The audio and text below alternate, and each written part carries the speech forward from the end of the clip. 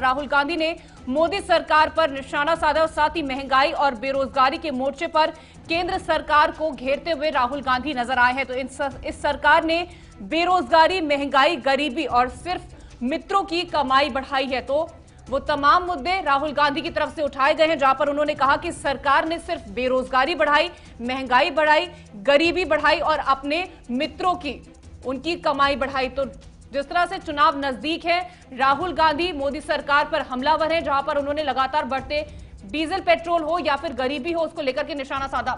तो राहुल गांधी ने निशाना केंद्र पर साधा है, सरकार ने क्या बढ़ाया, बेरोजगारी और साथ ही महंगाई। और तो लगातार जिस तरह से राहुल गांधी ने ट्वीट करके निशाना मोदी सरकार पर साधा, उन्होंने कहा कि सरकार ने क्या बढ़ाया, बेरोजगारी बढ़ाई, महंगाई बढ़ाई, गरीबी बढ़ाई और सिर्फ अपने मित्रों की कमाई बढ़ाई। तो ट्विटर के जरिए ट्वीट करके राहुल गांधी ने मोदी सरकार पर निशाना साधा। लगातार बढ़ रहे पेट्रोल डीजल के जिस तरह से दाम बढ़ रहे थे पिछले दिनों, उसको लेकर के निशाना साधा।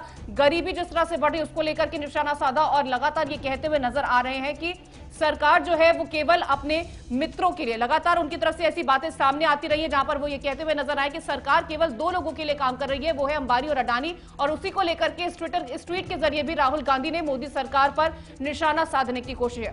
तो ज्यादा जानकारी के लिए हमारे साथ हमारे संवाददाता हैदर अली जुड़ रहे। हैदर, जिस तरह से लगातार हम देख रहे हैं कि राहुल गांधी मोदी सरकार पर हमलावर है और अब चुनाव है और चुनावों में ये जो प्रक्रिया है ये और भी ज्यादा तेज हो जाती है।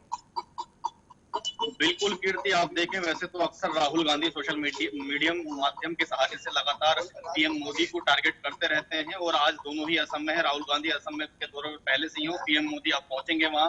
इससे पहले ही राहुल गांधी ने ट्वीट करके आरोप लगा दिए हैं कि इस सरकार ने क्या बढ़ाया है, बेरोजगारी, महंगाई, गरीबी और सिर्फ मित्रों की कमाई। ये जो सबसे बड़ा सवाल उन्होंने मित्रों की कमाई को उठाया है। आप देखें उन्होंने एक रिपोर्ट भी साझा की है अपने ट्वीट में। उन्होंने बताया है कि जब कोरोना से पहले 9.9 करोड़ मध्यम वर्ग आय का हिस्सा थे, उनकी संख्या अब 6 करोड़ रह गई है। इसके अलावा उन्होंने सबसे बड़ा जो सवाल उठाया वो ये है कि हमारे देश में करीब 7.5 करोड़ लोग ऐसे हैं जो 150 या उससे भी कम कमाते हैं। ये वाकई एक अहम सवाल है। इतनी बड़ी आबादी का एक इतना बड़ा हिस्सा अगर 150 रुपए कमाता है इस महंगाई के दौर में, तो उसके घर का पालन पोषण कैसा होगा। और राहुल गांधी अक्सर इससे पहले भी आपने देखा, चाहे वो पेट्रोल डीजल का मुद्दा हो तब भी टारगेट किया था पीएम को। इसके अलावा कृषि कानूनों को लेकर हमेशा ही वो पीएम पर आरोप लगाते रहते हैं। तो कहीं ना कहीं देखें तो राहुल गांधी आरोप तो लगाते हैं, लेकिन अब चुनावी माहौल है। ऐसे में असम में कल उन्होंने स्टूडेंट से ही बात की थी, एक स्टूडेंट ने उनसे सवाल भी किया था महंगाई के मुद्दे पर। तब राहुल गांधी ने कहा था कि ये सवाल मुझसे नहीं, आप पीएम से जाकर पूछिए।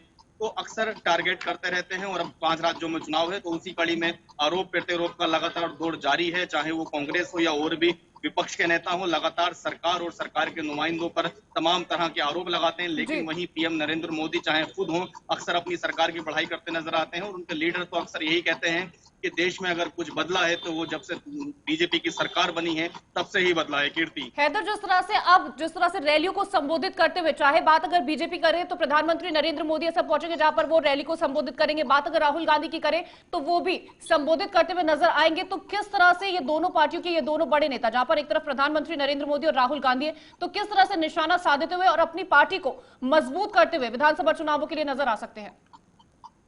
बिल्कुल कीर्ति, आप देखें दोनों ही अपनी अपनी पार्टी के कद्दावर नेता हैं और दोनों ही पार्टी के चेहरे हैं और स्टार कैंपेन करने वाले लोगों की कतार में शामिल भी हैं। अब देखें पीएम नरेंद्र मोदी जहां असम के डिब्रूगढ़ पहुंचकर एक चुनावी सभा को दो चुनावी सभा को संबोधित करेंगे और बड़ी संख्या में लोग वहां जुटेंगे और पीएम को।